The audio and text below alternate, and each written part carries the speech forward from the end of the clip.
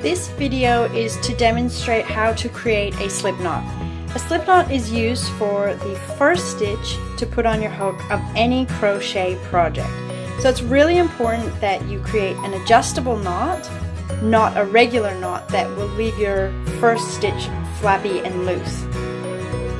So to do this, there's two ways I'm going to demonstrate.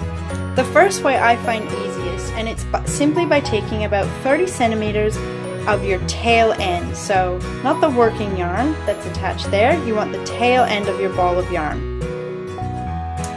You take the tail and you hold it around your hand and wrap once. So you want to ensure that you get a nice X or a crossover in the middle of your hand. Then simply take your thumb and hold on to the X. Now you're going to slide that loop off your fingers and just wiggle it up, and then you're going to take your little pincer fingers, slip them through the loop from the bottom, not through the top, and grab the working yarn. So pinch onto that, and then you're going to swap over and grab both sides of the yarn. So you got the tail and the working yarn, and you can adjust that loop by putting a bit of pressure on it and sliding it up to your fingers, and then onto your needle and adjust it according to the size of your needle.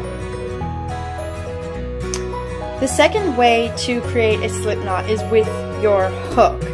So you simply just wrap around your hand twice, and you're going to still create your X, but you're going to take the hook and slide it into the back loop. So you're going to grab that back loop, can you see that?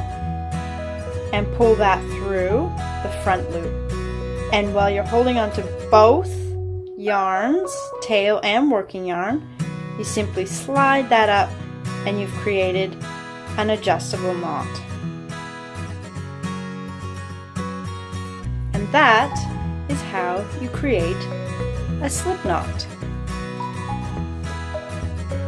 Yay!